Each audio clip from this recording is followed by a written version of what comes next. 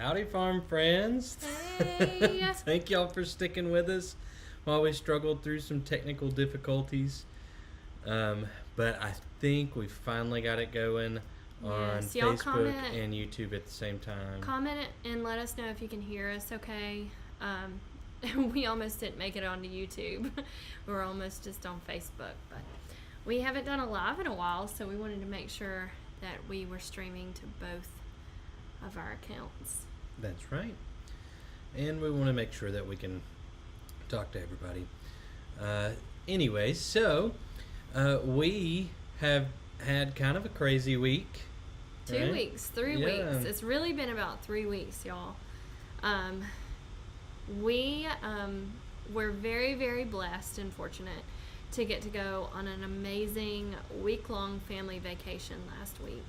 And that was all thanks to my parents. My dad retired, and as his retirement gift, he wanted to take his children and grandchildren on a trip of a lifetime. We have not vacationed as a family, just the 5 of us, since I was really, really little. We usually vacation with my grandparents, and we go in a huge group. And my dad really wanted to take us on this vacation. And they learned just a couple of years ago that they love cruising. And they've gotten us into going on cruise vacations as well. It is a wonderful time. You have everything you need on the boat. And you get to go to some really beautiful and amazing places that we couldn't go to otherwise. And even though it's like a really short time in those destinations, we just had an absolutely amazing trip. And a lot of y'all know we went on a cruise in September, and that was because I just found a really, really, really good deal. Mm-hmm. A really good deal that we couldn't pass up, because we wanted to take Eleanor, just the 3 of us, before we took her on this big family trip where there were 10 of us total. And so she got a taste of that, and most of you know, Eleanor has never gotten hurt. She's never been sick and had to be in the hospital, like just absolutely nothing. We've had a very uneventful raising of her to the point the day before we left for our last cruise in September as a family. And a child at PE at school fell on top of her, and Eleanor fractured her elbow. And that was the day before we left. So I went to a doc in the box. I picked her up at school, went to a doc in the box, and they said she has a typical fracture that children get, and with this fracture, she's probably going to have surgery. So I really thought we were not getting on our cruise ship the next morning. But everything worked out for that trip. She did not have to have surgery. It was an absolute miracle. But she was in a cast from right below her shoulder all the way down her hand. And she didn't get to do snorkeling. She didn't get to swim with the dolphins. Some things she was really excited to do on that trip. But this trip, I thought we were going to go with no issues. Eleanor's fingernails are drying over here. She's going to talk in just a second. My fingernails are done. Almost done. Here. She's coming up here. Eleanor, Miss Janet said, I bet Eleanor had the time of her life. Did you have the time of your life She on this did, trip? and I don't want to scare anybody. We had an amazing vacation. Nothing bad happened on vacation. We just almost did not make it on the boat yet again. Yeah. I don't have health problems. Zach doesn't have really any health problems that are warrant a hospital trip or anything like that. And on Monday, before we left, I went to work. Our last video that we put out was our goat barn video, where I worked for the long 3-day weekend and got our goats moved into the barn, and we wanted to get that done because we were going on vacation. And they are doing wonderful, but I worked really, really hard And that Tuesday, because we were out for President's Day, or Eleanor was out for President's Day. So I was home that Monday, and then that Tuesday, I started not feeling well. I came home from work Monday. Is that right? Came home Something from like Monday, or came home from work on Tuesday. So much time has passed, y'all. I'm sorry. I came home from work on Tuesday, and I'd felt great at work all day. I'd felt absolutely fine. Told my boss and everybody about all the work I did on the with the goats, and worked a full day. And I came home, and I usually stay up until 10 or 11 o'clock, just about every night, because I have a few hours of things I need to get done when everybody else is asleep. And I couldn't stay awake. I told Zach, I have to go to bed right now. We had actually planned to do a live. I'm like, I've just got to go to bed. It was 8:30. And that's not like me at all. And so the next morning I woke up and I had a fever. And I'd started running a fever through the night, tossed and turned. And it was really low grade. It was about 99 to 100 degrees. But I usually have a temperature of about 98 or 97. Yeah. I run a low. I run the lower side. It's not, what's the normal temperature? 98.7? 98.6. Okay. Well, I'm usually a lot lower than that. So 99, I was feeling bad. So I thought, I just have a virus, or I'm coming down with the flu. I've got to recover. I've got to get better. So I did a teledoc appointment, and they were like, yep, you've probably got the flu. You just don't have the sinus symptoms yet. That'll come on in the next day. We'll write you Tamiflu since you're going on vacation. We'll write Eleanor Tamiflu. We'll write Zach Tamiflu. You can pick it up, and they won't get sick, or if they get sick, it'll be really mild, and everything will be okay. So I was like, all right, we're okay. We're okay. I'm going to take my Tamiflu.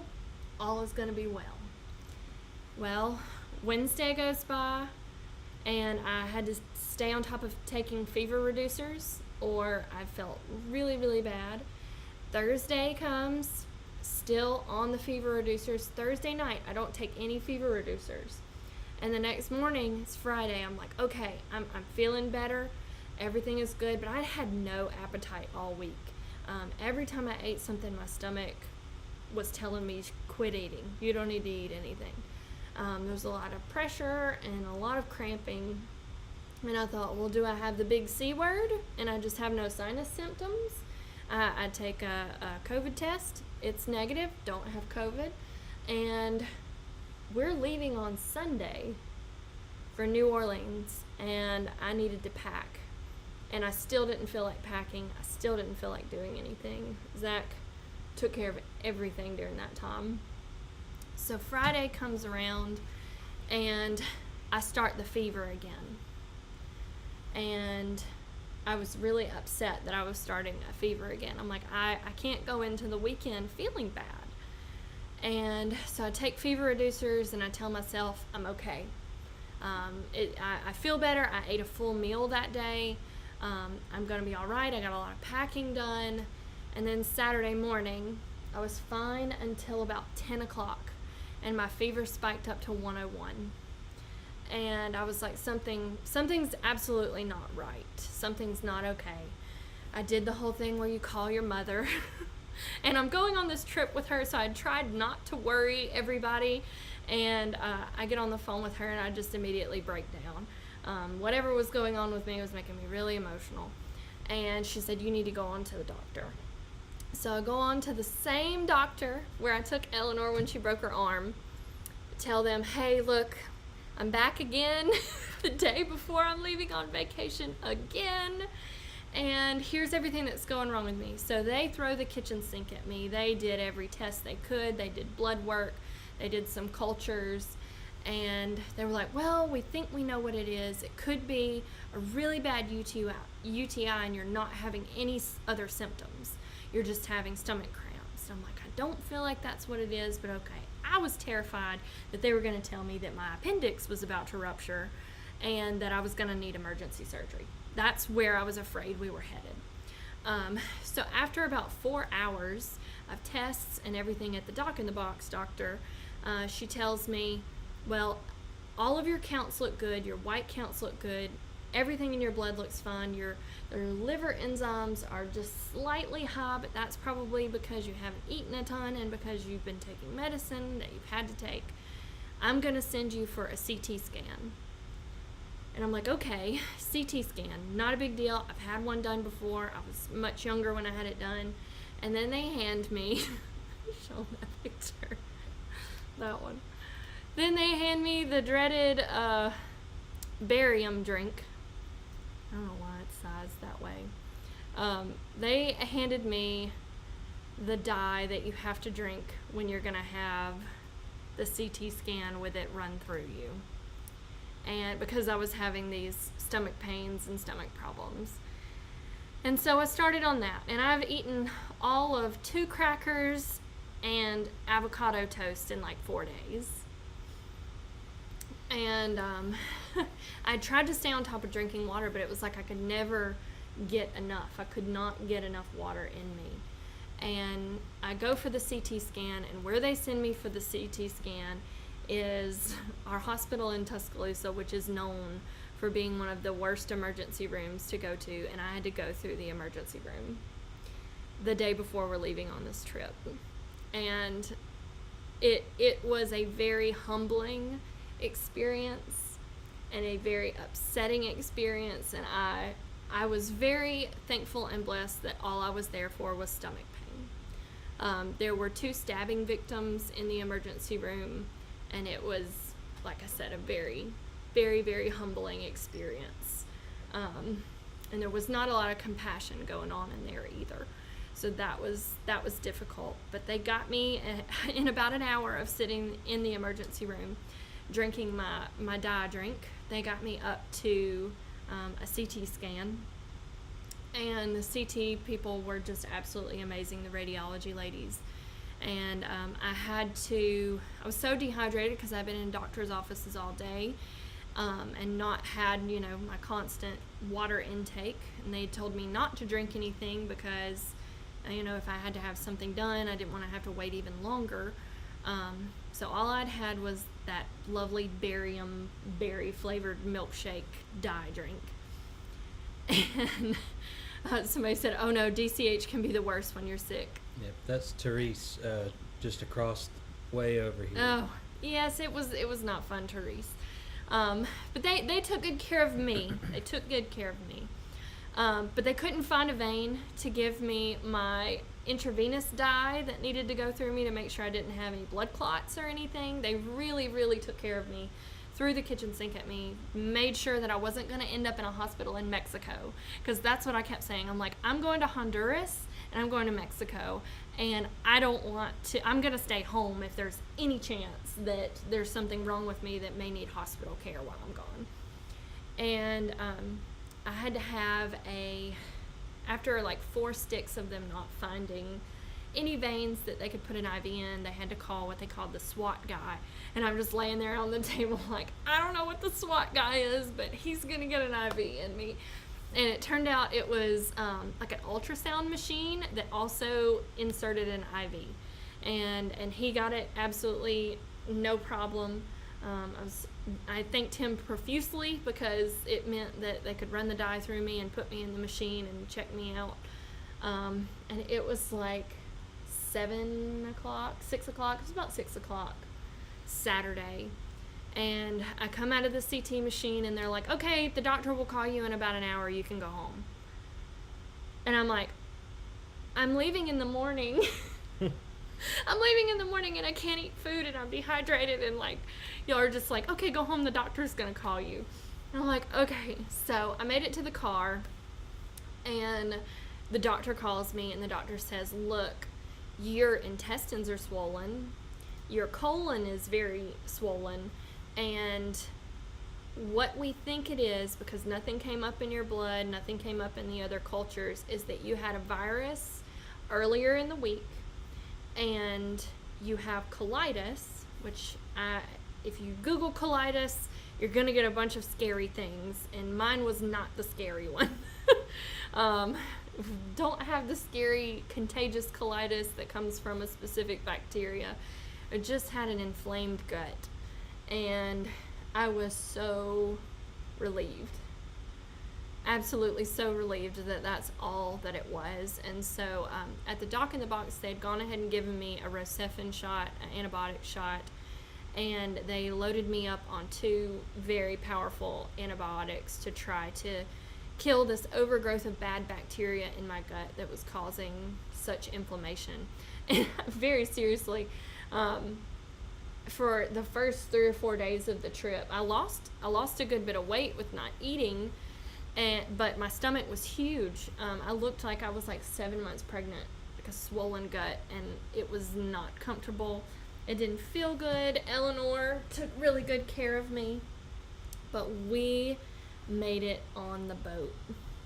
I was like trying to give Mommy, I was like saying if she would like want Pringles or anything I would like eat. And the reason I did this is to make sure Mommy was getting like what she wanted. And You were a very good nurse. since that was the days where you were like feeling a little better, and you were like eating chips and like Yeah. candy and stuff, and so I knew that you really wanted to have like some other things to help. Yep. Daddy's going to show them the clip of us getting on the boat. Here we go. We are headed off on our cruise ship. I did not know if we were going to make it here. I did not know. Whew. Really didn't know, but we did it. We We're down. Sorry if the volume was weird there. So, I think we might be vacation cursed at this point. The farm doesn't want us to leave. We joked about that all the way there. Like, we don't ever have anything happen, and the September trip, our car was reported as being in a hit and run, and Eleanor broke her arm, and our car was not in a hit and run. They just had the wrong tag number. But I was scared that we were going to get like court summons while we were on vacation if they didn't get that fixed. And then this trip, I am in the hospital the night before. But I came home. The antibiotics helped. I finished them 2 days ago. And I look like myself. I have color. I feel like myself. My stomach shrunk a ton. And I did not get to eat the way I wanted to on the trip. If you've ever been on a cruise, you know that a huge part of going on a cruise is the food. You get to try things you've never had before. Eleanor ate frog legs again. And escargot. Yep, she ate some snails. And mussels. Yep. And all sorts of good stuff. So I took it easy. Lobster, yeah, that's right. Time, You ate lobster. I only eat crab. So we had, we got on the boat Sunday afternoon in New Orleans, Louisiana, and we had Monday and we had Tuesday on the boat at sea before we got to our destinations. And so I had a good 2.5 days to rest, to eat a bunch of yogurt. I'm currently trying to replenish my gut flora with kombucha and with lots of clean, good food. We all need to do that anyways, Yeah. but I'm being extra careful, and I was on the trip. But we had an amazing trip, and nothing that went on before held us back from anything that we wanted to do. We were a party of 10, and we had Eleanor with us, that's 6, and we had my nephew Eli, who is 5, and they had a blast. Y'all look at this water.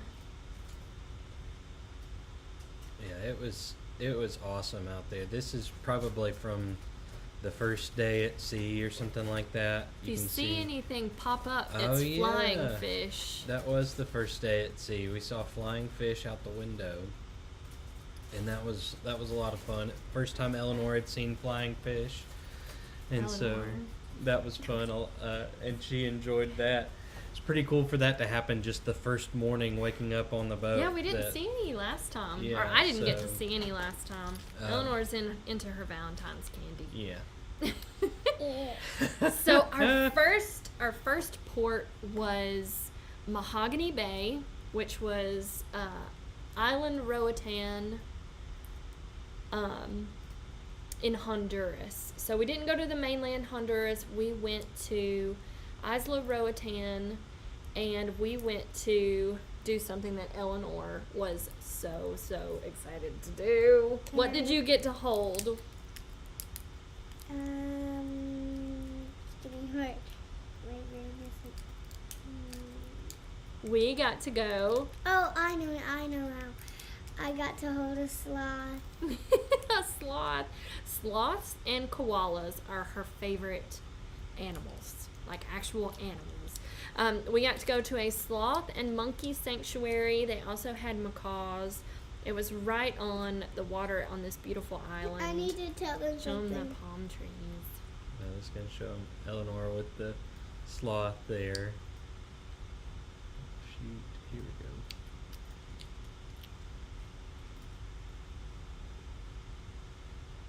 Yeah, it was very pretty.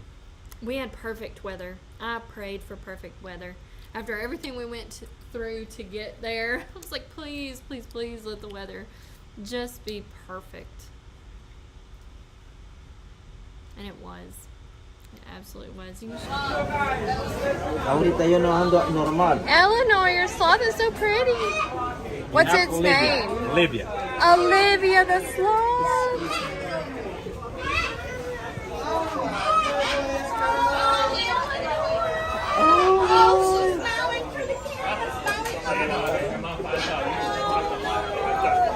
So we do the kiddos pretty fast because they don't like to be low. Right? Olivia.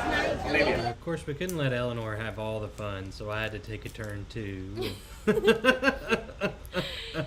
So this sloth and monkey sanctuary, the sloths, a lot of them are rescued from situations that have, like where their parent has maybe been hit on the road, because sloths are really slow. Anywhere where sloths are native, there are a lot of car accidents that involve them. And these were rescued sloths that have been raised there at the sanctuary.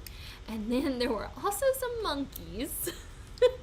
And the monkeys had been confiscated from some people who used them to pickpocket in the tourist areas. So these monkeys, you couldn't have earrings on, you could not have anything in your pockets, you couldn't have like a scrunchie in your hair, a mask on, because they will steal it and run away with it. And we got to go in with a mother and daughter, and Zach, I think Zach might be part monkey, because the monkeys really loved him. Like really loved him. And the mama monkey tried to climb down the back of his shirt, and she blindfolded him with her tail. That was the worst part of it. Eleanor was not happy that the Eleanor monkey was not happy. was on her daddy. Eleanor was yelling at a monkey. She was not. She was like, happy. "Get off my daddy, monkey." Mhm. I wanted to hit it. Oh no. I'm very glad you did not. No, we wouldn't do anything like that. No. It made me so mad. Yeah, she didn't like that. But we thought this was really funny. That Where are you going, buddy? slow. They Where are you gonna go? put the sloths off to the side. That's great. Whenever. Don't. Oh, you want me to take your picture? No, I don't touch. We looked over in the sloth. Where are you going, buddy? Where are you gonna go? They're not. Well, really, the sloths great. do their job. Don't. Oh. In the trees, and these are the mangrove trees that they like to hang out in. And what was so cool about this is there's huge air plants. I mean, they're like 4 foot wide air plants hanging out all over these mangrove trees. Yep, and so that was a really cool part of it all, was getting to see what nature's like in an area that we don't get to go to very often. And this was in Honduras, right? Mahogany Bay and this was- Roatan, Honduras. Yeah, this was Isla Roatan. and it was beautiful out there. We felt very blessed to be able to go and experience a little bit of that culture and a good bit of the nature there.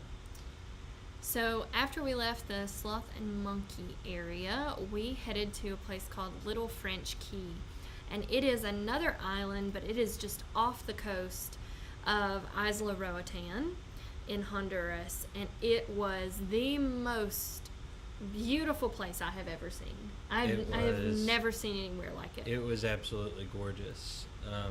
I mean, and you know, that's what it was built for. It was built to be a beautiful place where tourists would come and enjoy some time, but also it is an animal sanctuary. So they had very pretty peacocks there, and a few other animals that we didn't get to see elsewhere.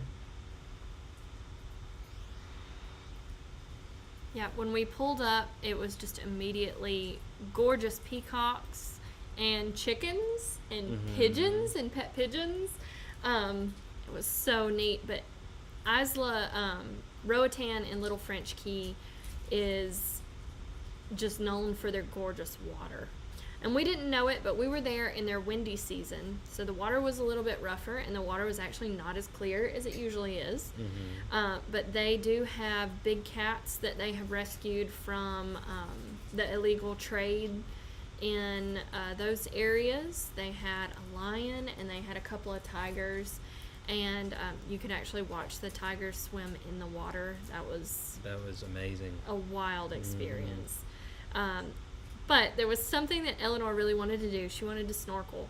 And we got her a kid-size, good quality snorkel set, and we practiced a lot before we went. And she was able to snorkel. She is a little fish, y'all. I mean, just absolutely fearless, and snorkeled everywhere. She did. You can see. Absolutely amazing. I could not believe it. When Jacqueline told me we were going to do 3 days of snorkeling, I said, "Are you insane?" Well, I thought. I didn't say it, but I thought, you have gone insane. Taking a 6-year-old to do 3 days in a row of snorkeling. I just thought, and I thought what I was like at 6 years old, and I was such a scaredy cat. There's no way I wouldn't have even gotten in the water deep enough to snorkel. So, but Eleanor just, yeah. I mean, and we never would have put her in a situation where she would be unsafe. Yeah. We let her snorkel without holding our hand at Little French Key because the water was only a few feet deep. When we did do our other snorkeling later in the week, we had a hand on her constantly, never let go of her. I'm a helicopter mom, so it was hard. It was hard not to be stressed about that, but I never want to hold her back from doing something that she feels confident doing. And she was amazing. She saw so many fish. We saw about a foot-long barracuda, not a scary barracuda, but we did see a pufferfish that was about 2.5 feet long. The biggest pufferfish I have ever seen. I mean, she was freaking out. She's got her snorkel on and she's going, and that was absolutely amazing. But we're still, we're at Little French Key here. And Eleanor got to go swimming with something that she has here at home. This was a pig named Barbie. And she and Eli, all of us, got to go swimming with Barbie the pig. Yes, and Barbie was precious. And Barbie the baby pig. Barbie the baby pig. And this was another circumstance where an animal had been given a job, and they loved their job. I mean, pigs love mud, and there's not mud in the Caribbean. There's just sand and water, and so they just go swimming. And it was so cool. It was so cool. And the handler, if he wanted her to stay in the water, he just very, very gently grabbed the end of her tail and would pull her backwards just a little bit. And like it was just like holding a little rope, and she'd sit there and paddle, and then she'd go over to the side and walk around a little bit, and she'd get back in the water, and he'd pull her out a little deeper by her, like just floated. It was so cool. Yeah, I was very impressed. Well, all the places that we went with animals. Oh yeah. It really was. It was the animal has a job, and the animal only does its job when the animal wants to do its job. And otherwise, you leave the animal to do what it wants to do. The animals that we were around this week were very well cared for. Oh, yeah. So at Little French Key was, I mean, that was incredible, the way that they kept their animals. There was such love there with those animals. It wasn't the people that were involved with the animals. It had very little to do with money at all. It was they enjoyed being with the animals. They had grown to love those animals. In fact, at Little French Key, they were trying to get their big cats into a savanna style sanctuary. Yeah. And so they're actively working to try and get those big cats relocated somewhere that's more like what they would experience in the wild, while they can still be taken care of. Since they were born in captivity, they obviously can't be put into into a wild situation. They wouldn't be able to hunt or take care of themselves. They were born in illegal situations, right? And then confiscated by the government in Honduras and placed at this sanctuary. So the government's trying to place them along with the current handlers at another sanctuary. It was an amazing experience, just all around. And still this was all on our first day in a port at Little French Key. I got to check something off my bucket list, and it doesn't show me doing it, but I did this with Eleanor too. We got to ride horses guided in that gorgeous, gorgeous water. And Eleanor said that she was an ocean princess, and I very much agreed with her. Absolutely. I mean, the girls did this while I ran around with them taking pictures and video and everything. But then you got to do what you wanted to do. Oh yeah, all I wanted to do was this right here. Just I wanted to hang out and just relax, especially with my girls. In paradise. Yeah. And so that's what we did. You can kind of see there how it was windy, and the water was kind of murking up just a little bit because of that wind, but still it was absolutely paradise. And so getting to relax and just have a few days completely away from anything ordinary that we would experience, and getting, except for all the animals. Yeah. It was hilarious when we got there because we pulled up, and we're going to put together a video of our trip that'll come out actually tomorrow, so you can watch that and see all of the animals that we got to see and experience. But my mom was laughing so hard when we got to Little French Key. We got off of our boat, and we step onto the sand and walk forward, and there is a silky chicken standing in the pathway, and my mom goes, "Jacqueline, is that a silky?" And I'm like, "Yes, it is."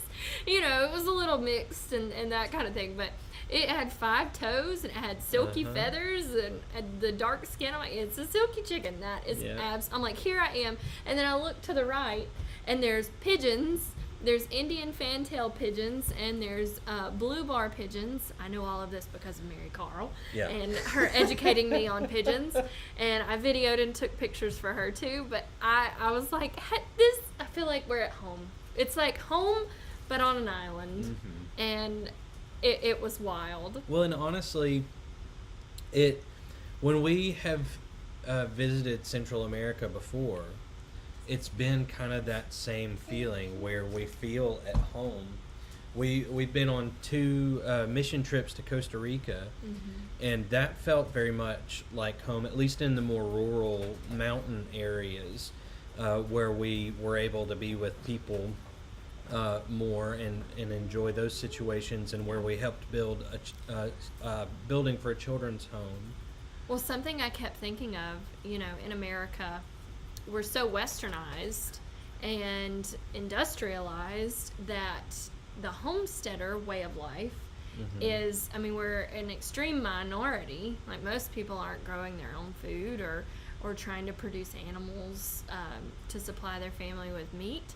But everywhere, you know, we go when we travel, that's their way of life. They grow their own vegetables. They have fruit trees in their yard. One of our tour guides this week was talking about her lime tree and how she barters with limes with her neighbor who has another type of tree in her yard. And there's just a different, if you've ever traveled, you know, but if you haven't, most other cultures, they live the homesteading way of life. Yeah. They At have least a community. To some degree. I mean, there's some sort of Everywhere growing your food or trading with your neighbor that grows food, something like that. I mean, it is it's more commonplace in places that aren't quite as, I hesitate to say industrialized, but you know, that aren't like where we are. And so the communities are smaller. The most people don't have cars and can't afford gas. If you're interested, the gas in Honduras was about $6 a gallon. And that was actually a liter. That wasn't even a gallon. Okay, it was about $6 a liter. It's a lot. Four liters in a gallon, or 6 liters in a gallon. I don't know about liters. I don't know. I want to say like around 3 liters would be a gallon.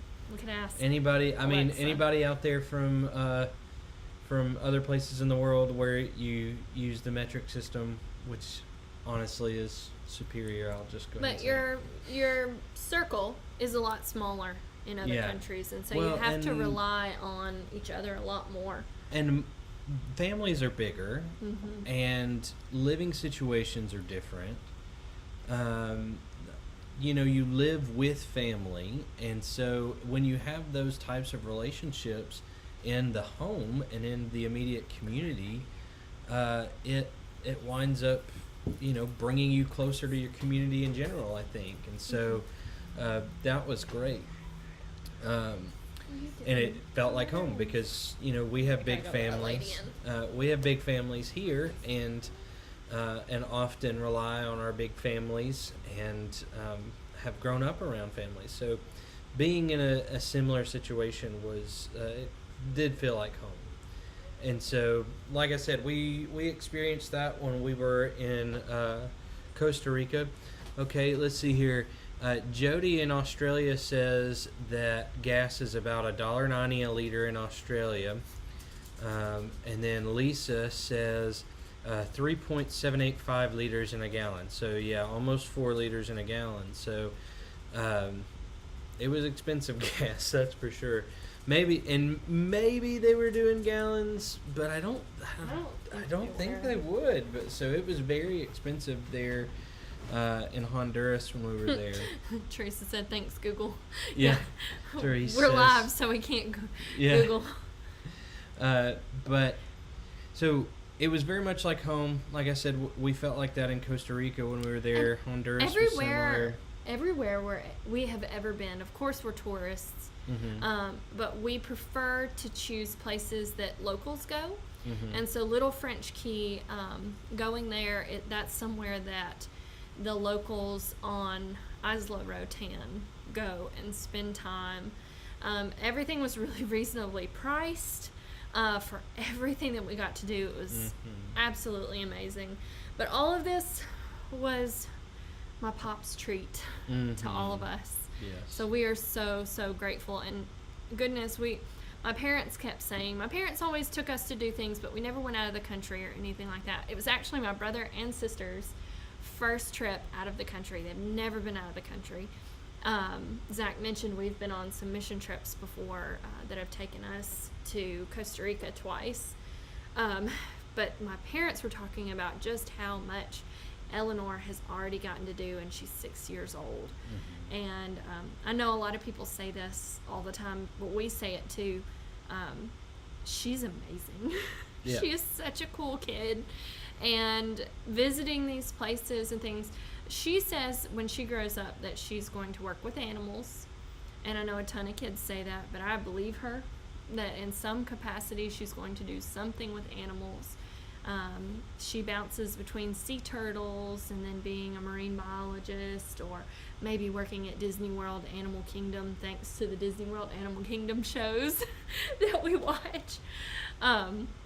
But she was just awesome all week. So that was our first stop, and our second stop was somewhere that we've never been and that we didn't know a whole lot about. I had just heard that it was absolutely gorgeous, and I don't have much from there, but it was Belize. And in Belize, we got off of our cruise ship by a water taxi. So we actually did not dock at a port. We docked at just out in the middle of the water. And a boat came and picked us up and took us to the port of Belize. Did you show that picture?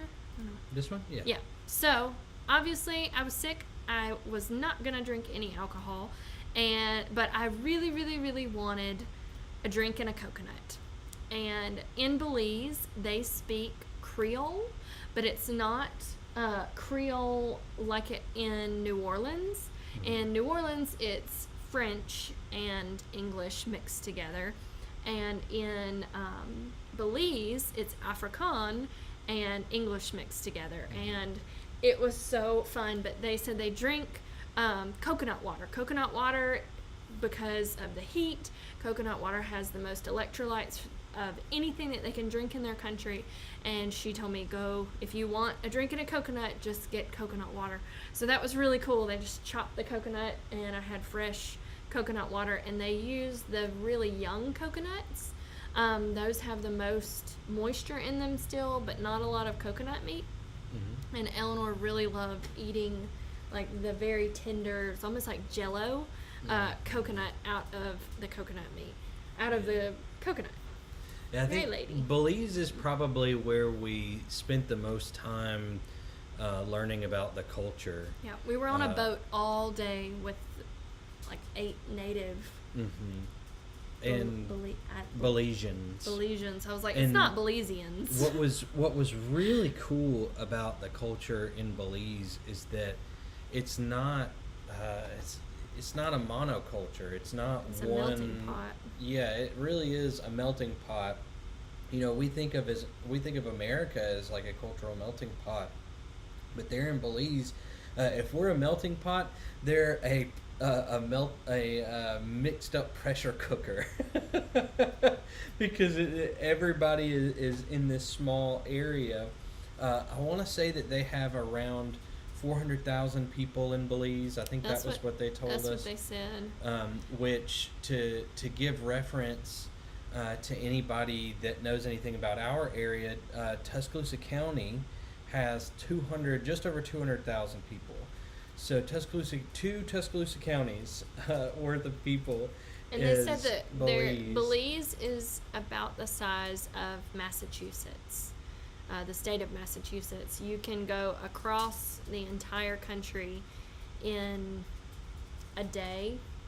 And that's only because it's only, gosh, I can't remember, 167 miles wide, but it takes you a whole day to get across because the roads are not great. But it was an amazing experience for the culture, and something that they kept telling us, because they know in America that we have mortgages. Most people have mortgages if they're going to buy a house or property. And they stressed that their property is handed down to families for generations and generations. So you may have 4 generations living on one piece of property, and the property is, 50 acres.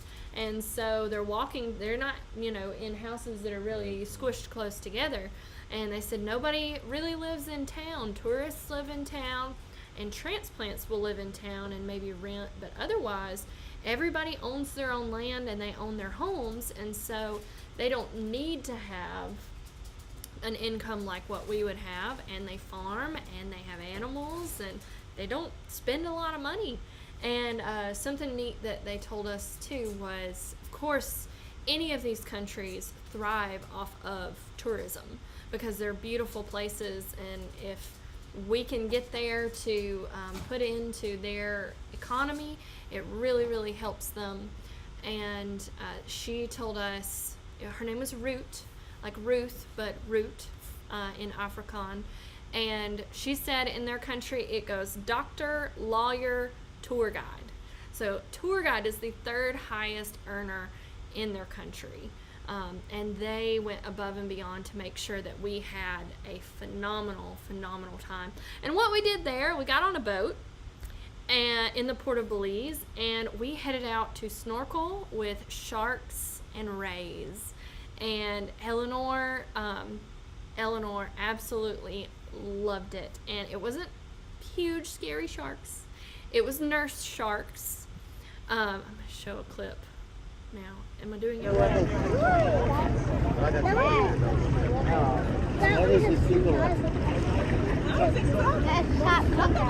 Still playing the sound.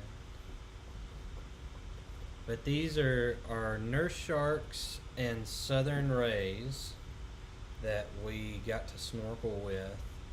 And at this point, Eleanor is back up on the boat helping throw some chum out for the nurse sharks.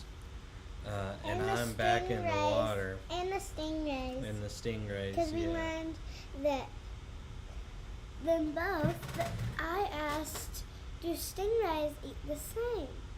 Do they eat the same fish that you were throwing in? Yes. And I have something I want to tell you. But first I have to go get more evidence.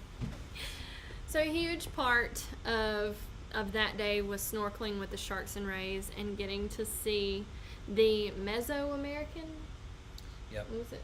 Mesoamerican reef. Mesoamerican barrier reef. And it actually is the second largest reef in the world. Second, of course, to the Great Barrier Reef in Australia.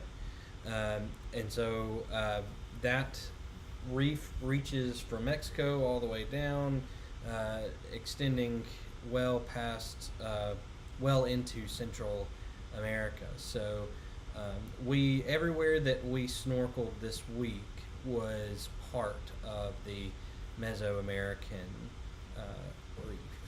So we've been in that area before, not in Belize or Honduras, but we'd been to Mexico and the Yucatan Peninsula before. And so we had been right there with the reef and not seen it in that way. Not seen it in that way and not known the significance. Yeah. And so that was something we learned in Belize that we may not have realized otherwise. Learning how important that reef is. And we saw some very hopeful stuff out there. When I think of reefs, I'm often sad. Yeah, you hear so much about our coral dying, but it takes a while for coral to regenerate. Right. And what the world is going through with coral is natural and unnatural at the same time. It's heightened by industry and pollution and all that bad stuff. And overuse. I mean, that's kind of the nature of the way that human beings have lived, especially in the Western world and in certain areas in the East. Over the last several generations, we've been using up abundance in ways that isn't regenerative. And so, but all that to say, we saw some really hopeful stuff.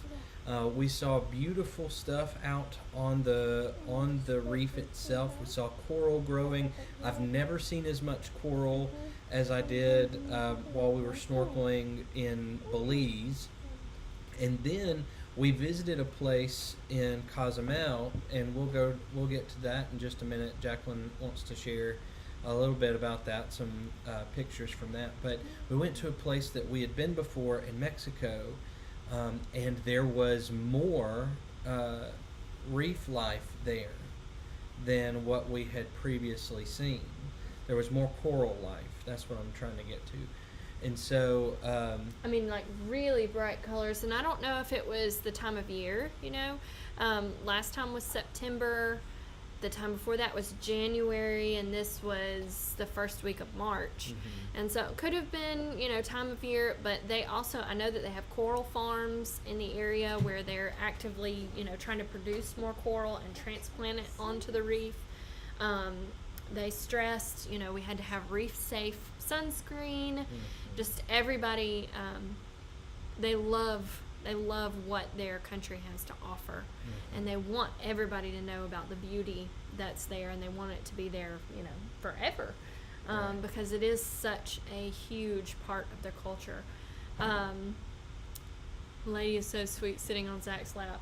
This was the most happy animal to see us, of course. It was a lady, and she must have worked hard while we were gone, because she's been really, really laid back and chill since we got home. But our next day, it was kind of hard because we had 3 back-to-back port days. So we were very, very tired by day 3. And day 3 was Cozumel, Mexico, which we've been there 2 times before. And in Cozumel, Eleanor finally got to do what she missed out on doing before, which was swimming with the dolphins. And we actually got to swim with a dolphin and a manatee. Here I am with the manatee. The manatee was amazing. Eleanor loved the manatee. She said the manatee was the coolest, and his name was Lewis.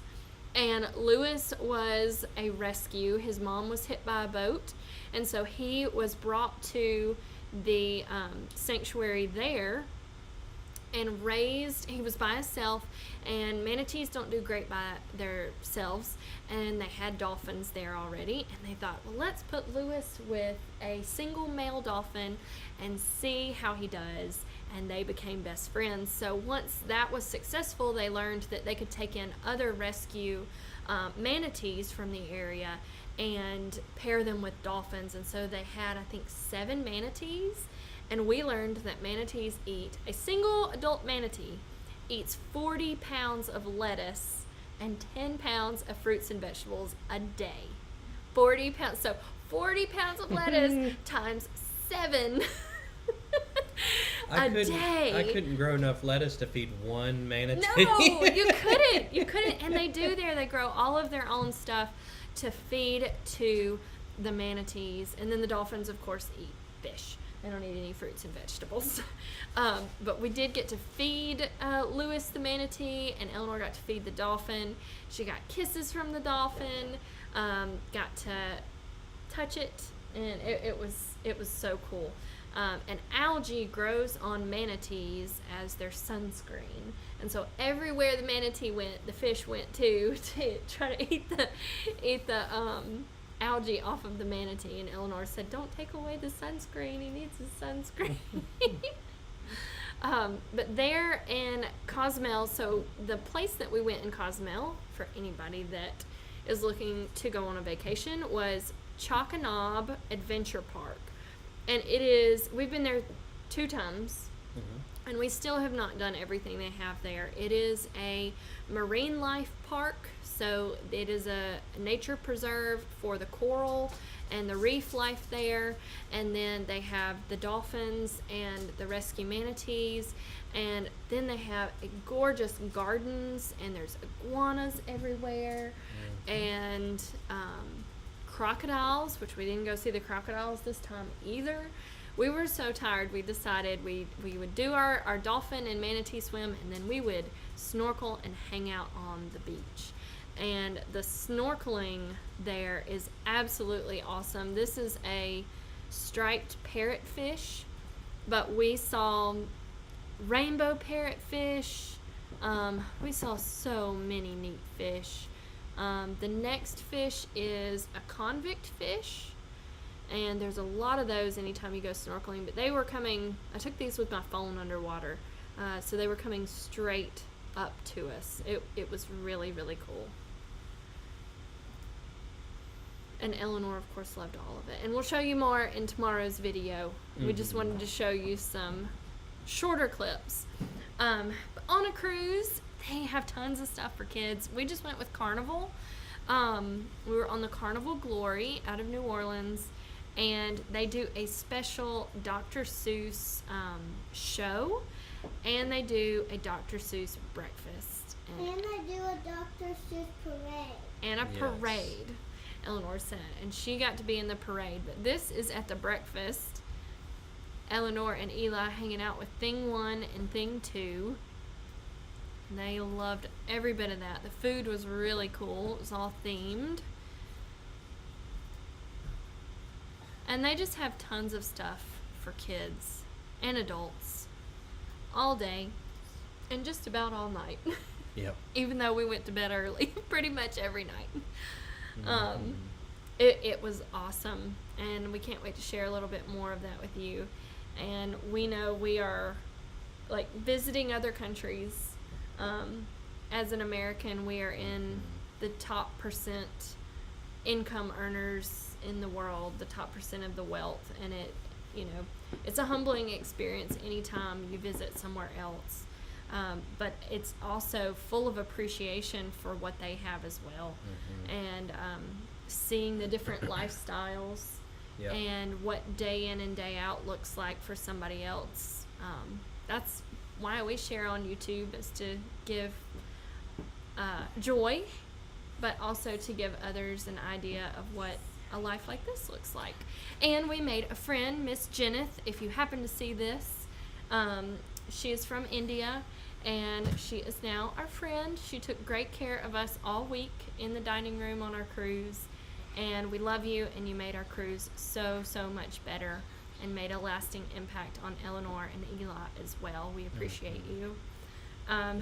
And I want to say something about, Jacqueline said that Miss Jenneth took very good care of us in the dining room, and something that struck me towards the end of the week is that there are different kinds of service. And even when you get into kind of touristy situations, or whenever you stay somewhere really nice or go to a nice restaurant or something like that, there are different types of service.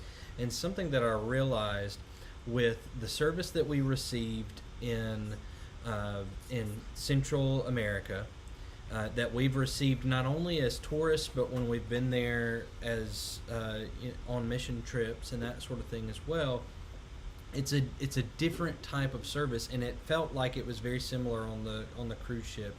It's not a let me serve you because you're higher level than I am in some way, or I'm serving you and I'm going to inflate your ego as I do it. It wasn't. Yeah. It wasn't that type of service that maybe you think of when you think of someone being served by a staff, right? I mean, you can compare it to going out to eat in America, and your waiter is extra nice because they know they're going to get a tip at the end, or a higher tip. Right. It's not that way in other countries. No, and so the type of service that we experienced this week and have experienced in the past, especially in Central America, is like you would take care of a family member that's visiting you, or a friend, a dear friend. And so that struck me, especially we were on our way home yesterday. We were driving back home from New Orleans, where we got on the ship and got off the ship, and we watched Tracy's video from Just Ticket Farms, where she had gone and traveling boots, and she had interviewed some folks for her in her boot series, and she showed and talked about the hospitality that was shown to her when she went to those places, and that she wasn't expecting it. And it really was the way that you would welcome a family member or a friend that you haven't seen in a while. And that was the kind of service we got. And so that's the kind of service that I feel okay with being a part of. I'm not big on the let me serve you, sir. But as you know, we call everyone sir and ma'am. And so when folks call us sir and ma'am, it's reciprocal for us, because we do put that right back out.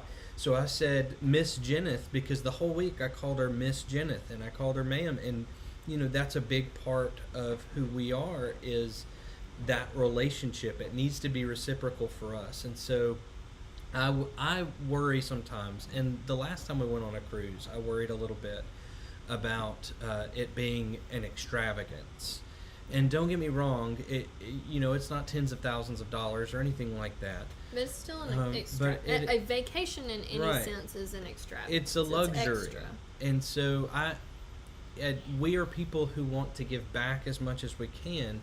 And this sort of traveling actually made it where we could give back in some limited ways to local economies, local families, wherever we visited. Everywhere that we went, we were with locals, and that was who profited the most from us being there. And we made sure that we passed on whatever blessings we brought with us to those people.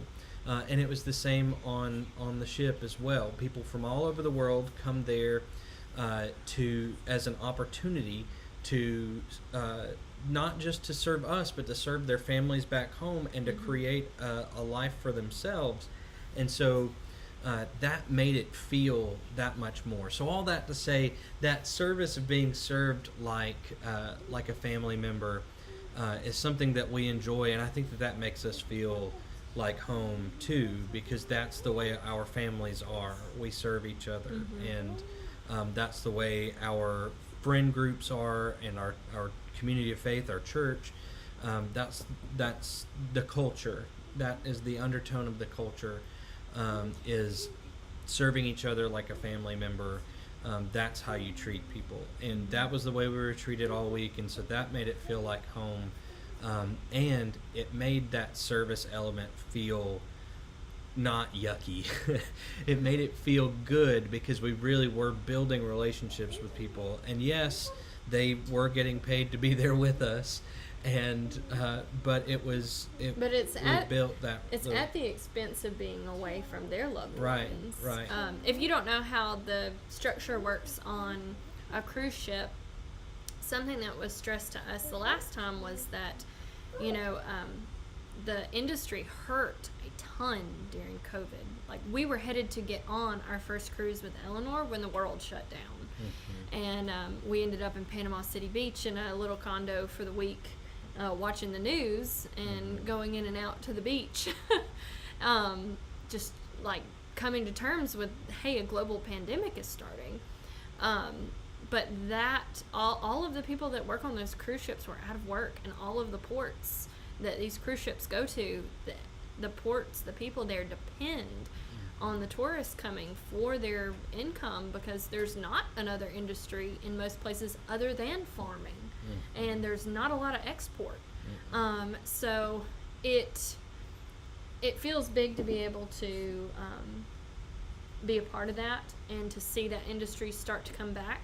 They mentioned that a good bit on the cruise, that things are bouncing back, but things are absolutely not the way that they were. And so people are so grateful for you visiting, and it helps their family. But the workers on the cruise ships, they come by contracts, and of course they have to have a travel visa, and we were told by the workers themselves that Carnival and these cruise ship lines, they work really hard with the government of all of the countries and America to make sure that they get their visas to work, because they're vital on these operations, and they go above and beyond, and their talents are very well suited for where they are. But they sign up for 6 to 9 month contracts on these cruise ships, and they don't get off days. In the ports, they have like rotating go ashore time, where really they're just going ashore to use good Wi-Fi to be able to call home for a couple of hours. And we encountered it a lot on our last boat, not as much on this boat, but that everywhere we went with Eleanor, any of the staff just gushed over her because they missed their children. They are leaving children her age to come and work on the cruise ships because they can make, multiple years' wages in 6 to 9 months. And they don't always renew their contract, so they may go home for 6 to 9 months as well. And but they're away from their families. We didn't encounter that as much this time. I know that a few people were only a month or two into their contracts that we talked to, but they sacrificed to be there too and to keep that industry going. And we appreciated every bit of it. So we had an amazing vacation, and we love cruising because of the cultures we get to experience, because of the unique people that we get to come into contact to and meet and hear their story. And it's a wonderful thing to take your child to do as well, so that they are exposed to the way things are in the rest of the world, because it's really not taught a whole lot in school. And I know a lot of people probably watching either homeschooled or do homeschool, and I don't have that lifestyle. Eleanor asks for it every now and then. We don't homeschool, but in public education there's not a lot of teaching about the current ways in other cultures. There's a lot of history about other cultures, but not the current lifestyles. And so we really like exposing her to that and having those experiences. But how do we get to leave our farm? How do we get to leave everything here, y'all?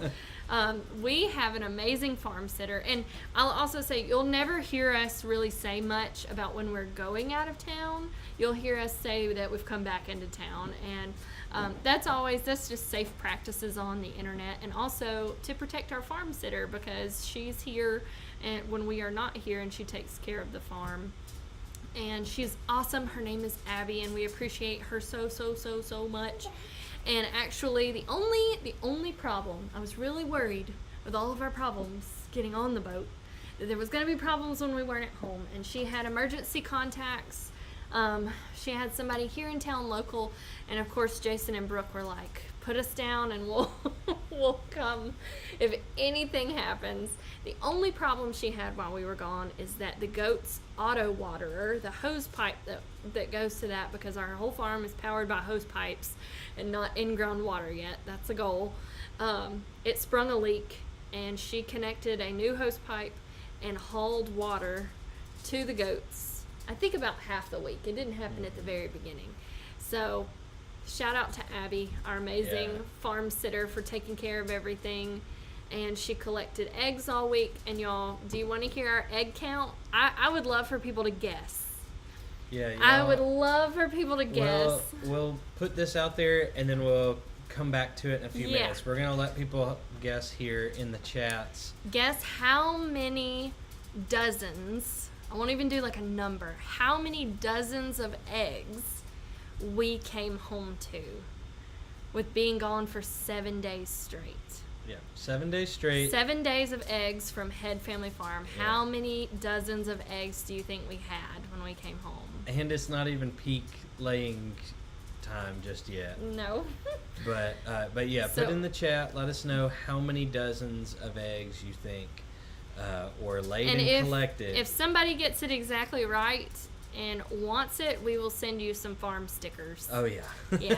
We'll send you some farm stickers if you get it exactly right. Because I told friends ahead of time, I'm like, I don't even know how many we'll get, because I track how many eggs we get that we ship, but then we get a whole lot of eggs that we don't ship. We keep for eating. Mommy, and I think I'll get a journal and you're gonna write down guesses. Okay, you can do sounds that. Good. But I want to show you when we got back home, because though we went to these amazingly gorgeous places, I won't say what we came home to was more beautiful, but it was really, really, really close. Yeah, I mean... Lady said, you're home, you're home! Look how beautiful it is. It's so beautiful. Look at our tulips. Look at mine and Eleanor's tulips. Look, Eleanor. Gosh, they're so pretty. Look. No bees are gonna get you. Look how beautiful. So we just, I was struck on yesterday, Sunday. I got up before the girls did on the ship. It was debarkation day, which means it's the day you get off your ship. We had already been docked in New Orleans, and we're just waiting for the process of them to tell us, them to call folks to get off the boat. And so I went and found a quiet spot on the ship. Not always an easy task, but I found a quiet spot on the ship and drank some coffee and just kind of looked out at New Orleans while I sat there. And I was just struck by how incredibly blessed we are, and how grateful we are for those blessings, to be so excited to come home and so excited to return to our communities and our families, the ones that weren't with us, and it just meant so much to me there in that moment. I just was overwhelmed by gratitude. We are every time we come home. Yeah. And from any length of time, when we went to the Homesteaders Meetup, we came back home and we had a pig out that we had to get back in. And Abby did an amazing job then too. Mm-hmm. But we were excited to come home, and we were only gone for 3 days. Yeah, and so it just, I've talked a few times about the kind of catchphrase thing that maybe you'll catch on. Cultivate gratitude. I've said things like we grow love on our farm, and that we work gratitude into the soil, and I really do mean it. We are so very grateful, not only for we work hard, but so much of it is just, I don't want to say luck, but we're blessed, right? And I've said something that I've been thinking about a lot lately is that, and I won't stay on this too long. I won't get on my soapbox preachy too much. Yeah, but in life, where we are given chances, everybody is given chances, but not everybody has been raised in a way that they have the emotional, mental, psychological capacities to grab onto those situations and opportunities. Not everybody has the mentality of being able to grab onto an opportunity. Not everybody has the means in the moment to step out and grab one of those opportunities. That it's just the way it is. Although everybody gets opportunities, not everybody can grab onto them. And we have been, I say privileged a lot. We're blessed in the ways that we can reach out for those opportunities. And that has been so evident the last few years in our lives, in every aspect of our lives. Yeah. This little girl here, just everything that we've been blessed with. Here, aren't you? So many things have fallen into our lap, but we were ready to grab those opportunities. We've said yes. Yes. We've said yes, and we've been willing to take leaps. Right, and so much of that has been the way that our families have poured into us, the way that our friends and communities have poured into us. And so all that to say, I said I wasn't going to stay on it too long. Gratitude is so important.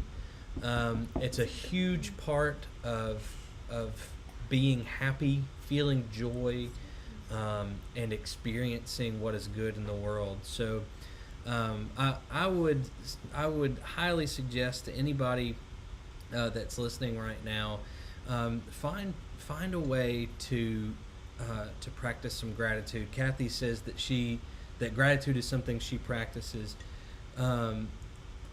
Find a way, some sort of practice, whether it's counting your blessings, whether it's thinking about someone else's situation that isn't as good as yours, or just taking a moment to see how beautiful life around you is. Take a few moments in the next couple days and experience that gratitude, because it can change so very much. And so yesterday, right before we got off the ship, that moment of reflection, as I sat there and drank that coffee, I realized I've got to do this more often. I've got to reflect on how blessed we are with all that's around us. And so it was a wonderful. This past week has been a wonderful breather, and even going into the week sick, even more so, because I was so grateful for everything you did leading up to the trip, because it was not easy. I was talking to a friend tonight, and she said, I don't know. I know that you've been more stressed than you have said, but Zach taking everything on, I know that he is as well. And we don't like to focus on those things, because we personally don't focus on those things. We talk through it.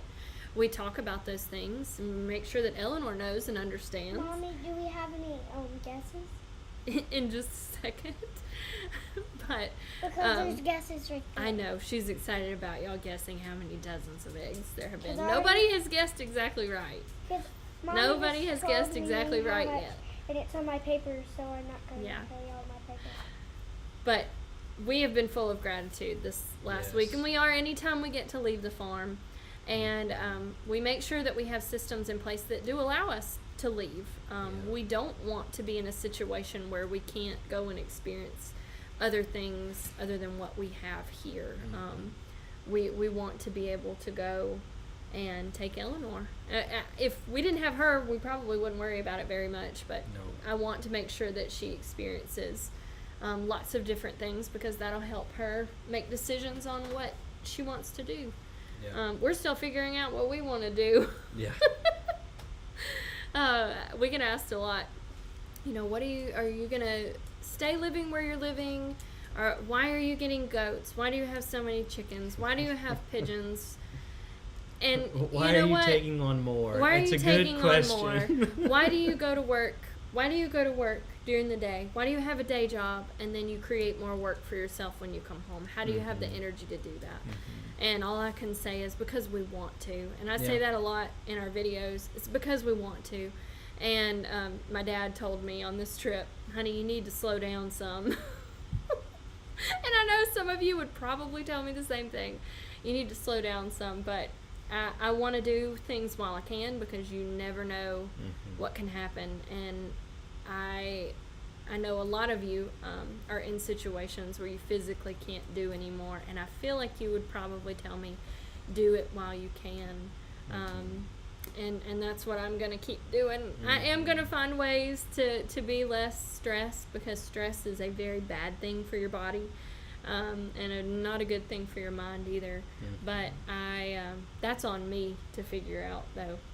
Yeah, and like she said, the reason we do so much is because we want to. And that's what we're I'm not as naturally drawn to constant movement and motion. He balances me out, though. Your chill balances my rampant energy. She's a busy bee, B-E-E. And but I'm not. Historically, have been a go to work, go to sleep type person. I made you into a worker bee, though. Yeah. Like just a little bit. I mean, worker bees are all female, but yeah. Okay. Well. Okay. But yes, we balance each other out very well. We keep each other from going off the deep end, one way or the other, and so your most dreaded words to come out of my mouth are, "Honey, I have an idea." Not always. The ideas are typically very good ideas. It's just more to do, and so. But anyways, we do things because we enjoy them and because we get to do them together. I want to show them what we came home to. Oh, this one? Is it going to be sideways? So I'm going to I'll tell them for about a second. So before, we've had pigeons for about a year, a little bit over a year. We have a chicken show coming up in a couple of weekends, and we got, about a year ago, one pair of Portuguese tumbler pigeons, and I picked up a pair from Mary Carl as well. It was when we were farm sitting for the Smiths over at Cog Hill, and I asked her, I'm like, would these be a good starter pigeon for Eleanor? They're a smaller breed of pigeon, and they're tumblers, so they flip in the air. But these have never been free-flown, and so they don't know how to flip. They've never done that before because they don't fly high enough to do it. But we started out with a pair, and then Mary Carl decided she didn't want to have the tumblers anymore and gifted them to Eleanor. So we actually have 5 tumbler pigeons now, and they lay a clutch of eggs about twice a month. So that's a lot of eggs in the last year. And they have not successfully raised any babies. They have hatched them, but either they've not fed them correctly, or they haven't known really what to do, or other pigeons in the aviary have attacked the nest. We think that happened this last time. And so every time that there have been babies, we have not shared it because it has been sad. And that is nature. I can't take and hand raise a baby pigeon and feed it every 2 hours like Mary Carl can. And she's amazing at it, and I applaud her. It takes so much work. I can't do that. I really need the parents to be responsible for their babies. If they're going to procreate, I need them to be responsible for their babies and to raise them and to learn. And the man we got them from told me they pick it up when they're about 1.5 years old. So we've been waiting and kind of expecting. And Chica, who originally was at Cog Hill Farm, paired with one of our males. And when we were leaving for the cruise, I saw that one of her last eggs had hatched. And I was like, oh my gosh, I really, really, really hope that they raised this one. I prayed for it. And look what we came home to. What we came home to! So precious! Lady said, you're home, you're home! Look how beautiful it is. It's so beautiful. Look at our tulips. Look at mine and... Sorry, y'all. I changed the setting and forgot I had changed it. Sorry. So we came home to a baby Portuguese tumbler pigeon, and it's 8 days old. It's 9 days old today, and they are feeding it. Mom and Dad are both feeding it. I've been watching them. And we also have a pair of homing pigeons that Mary Carl gave us. They're white. They're absolutely beautiful. Cloudy, snowy, and cloud. Cloudy and snow. Something like that. Isn't correct I can't...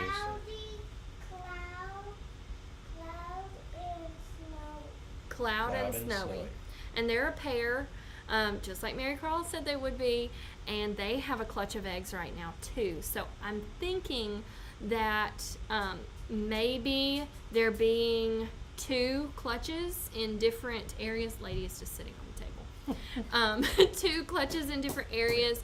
It has the pigeons entertained enough where they're not attacking each other's nests or anything like that. Before we left, before I got sick, I had planned to build an aviary and move Chica and her mate into that one so that they could successfully raise some babies, hopefully away from the other pigeons, but they are doing it now. And we'll update you. They grow so fast. So we missed, when we left, that baby squab was about 2 inches with a big head. Big floppy wobbly head, and we come home and it's filling up the whole nest. Like, it's like this big. It's huge and fat and happy and adorable.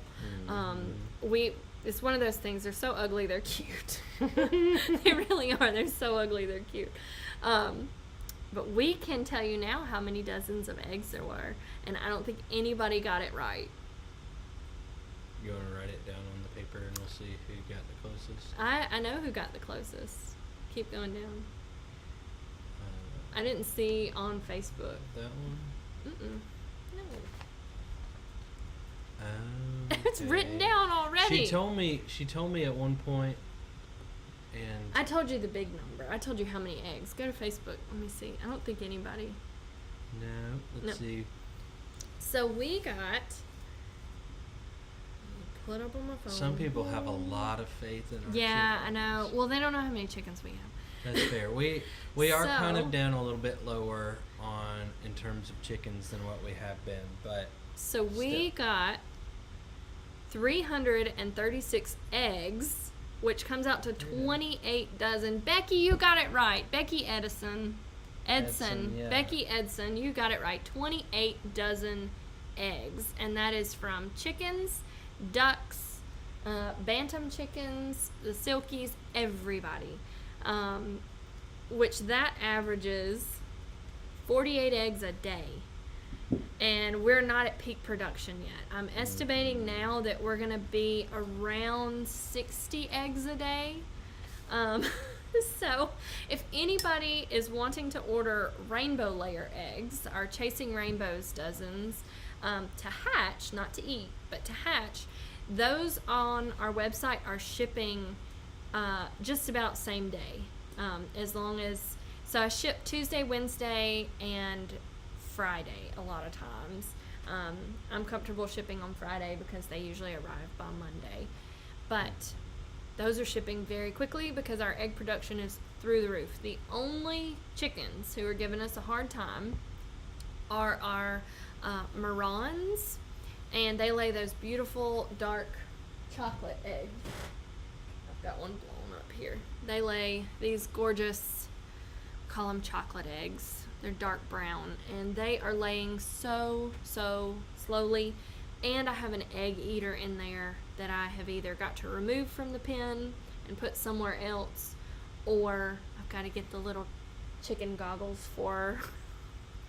If you've never seen it, it's like a little clip that goes on their nostrils, and it keeps them from being able to see like directly at their beak, to keep them from being able to destroy eggs. And that is, I would prefer to keep her in there if I can, because she lays a beautiful egg. yeah.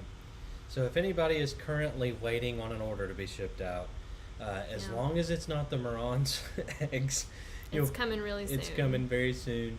Yep. The Marans, we will let you know whenever they pick up, and as soon as we are comfortable getting eggs to you that we don't think are too old, then we will get them to you. That's so that we don't ship eggs that are more than a couple of days old, because by the time they get to you, they'll be a week old. I don't ship if we ship anything layers, that is so- more than 2 days old. Yeah. Absolutely not. So that way you know that you've got fresh enough eggs to where you don't have to worry about that being an issue with viability. There's enough chancing that goes into enough gambling really that goes into hatching eggs, that we want you to have the best chance of hatching chicks from the eggs that we send you. So thank you for your patience if you've been waiting. That's why. It's because we want to make sure that you have the best chance of hatching that we can give you. We can't control that chance very much, but we can make sure that it's fresh eggs that we send you. So we try and do that. And we are excited about this season. We planned for this season all year, and we are about to start shipping our chick orders out. We have chicks in the incubator now hatching, and over the next couple of weeks, we don't show everything that we do around the farm because we do so much. If I was making a video about everything that we do, we would have a video like twice a day. And it's not that we don't have time to film that; it's that we don't have time to edit it. Yeah, we don't have upload time and to all edit that. and put it together. So tomorrow, a full-length video about our trip will be coming out, and that'll be geared towards people looking for information about the type of trip that we went on. We're so blessed and very, very thankful that my parents did that for us. We all, just unforgettable memories as a group and together. And I didn't show my family a lot because they're not YouTubers, and I want to respect their privacy as much as I can. But we had just an awesome trip as a family. I'm 31. My brother is 25. and my sister is 24. I think that's right. I hope that's right. I'm sorry if it's not. So it was my parents taking their adult children and grandchildren on a trip. Yeah, and it was great. And something, I'll say one more kind of preachy thing, and it'll be short, I promise. People talk a big game, especially, I'll pick on Christians here for a second, because that's who we are, right? People talk a big game about wanting God to be places like schools, and any manner of public space. When you go somewhere, it is your obligation, it is your calling to be a representative in that place, and that extends to when you travel and go on vacation as well. And so that familial bond that we talked about, a big part of that, you know, making sure that it's a two-way street on caring for others when they're serving you, is the love that you should share. And so if anybody feels that the world needs more of God, Yeah, or be love, the or light. joy, be what it is that you're wanting the world to experience, and what you're wanting the kids to experience right now. I joke at Christmas time every year, or coming up on Christmas time every year, that there are tons of band concerts and choir concerts and all sorts of things like that you are invited to in those schools that you want God to be in. And all you have to do is show up and be the love that you want it to be. And it's the same thing anytime you travel, when you go out to eat, all that stuff. So that's the last preachy thing I'll give you tonight is I do feel like we were able to be successful in loving other people, and kind of offering sorts of service right back. We listen when people want to share about where they're from and their families and that sort of thing. We aren't trying to say, hey, this trip is about me, right? We are there in that moment, and that's not me tooting my horn. It's me saying you can do it wherever you go. Be patient and kind and loving, and I guarantee you'll start to see the changes you want to see. I agree. So tomorrow you'll see our full trip, and then our Friday video, we actually might put it out early. We'll see. May put it out a bit early. Is potatoes. We are going to share our prepping potatoes and planting them and an update on them. So we're trying to do a little bit longer time frame videos for y'all. It helps us.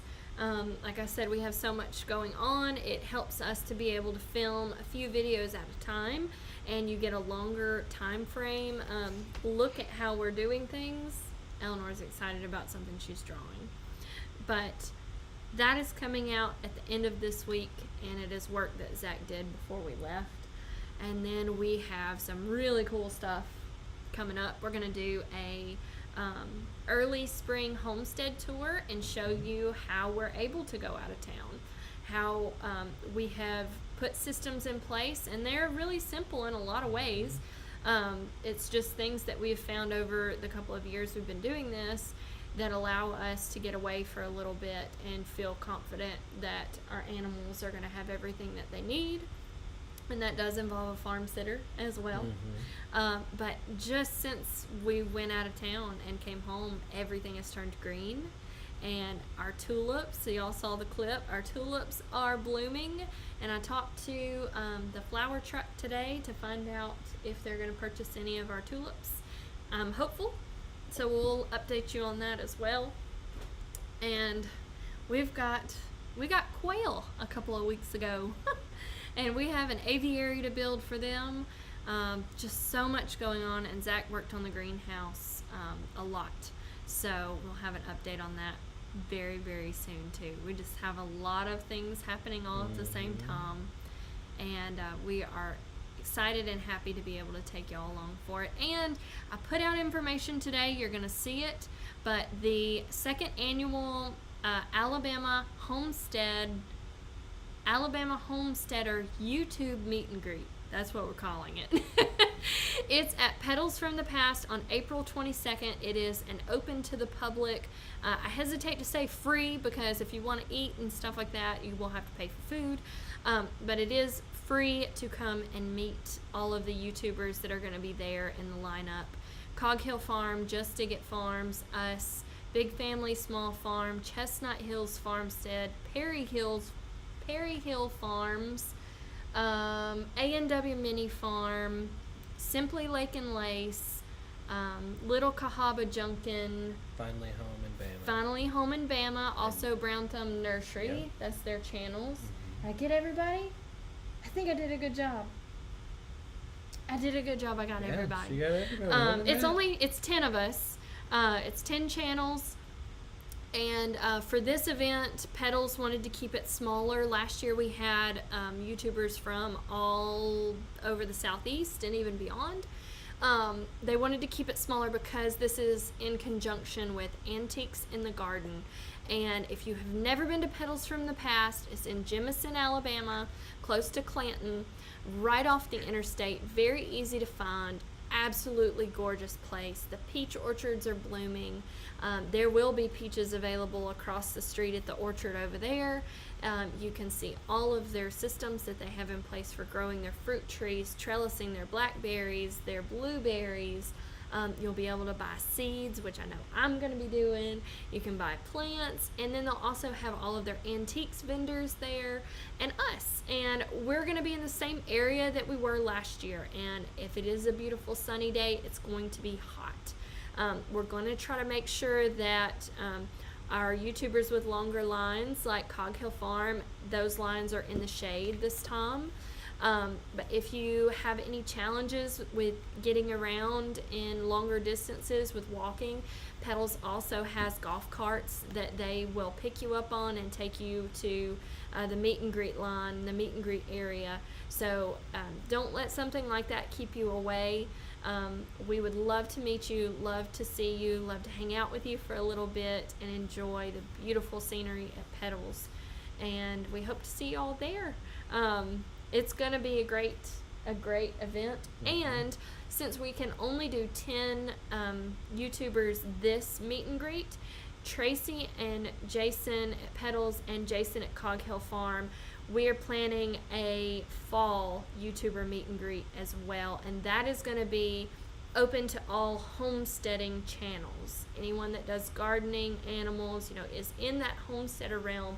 It's going to be specific, and we're going to have some speakers. It's not going to be huge with workshops and that type of thing. It's going to be more smaller presentations, but there will be some awesome people at that. Be sure to check Cog Hill Farm's website and Just Dig It Farm's website for updates on those, and they'll be on our Facebook as well. So you can find the event on Facebook. We'll throw the link to it in the comments, but you can find that on Facebook or on coghillfarm.com or justdigitfarms.com in their events section for all of the details. But we're excited to be with you then. That is coming up so soon. I know. I got to start saving for plants. I know. because when I go to Petals, it's dangerous. It really is. I mean, they propagate a ton of plants that are for sale there on the premises.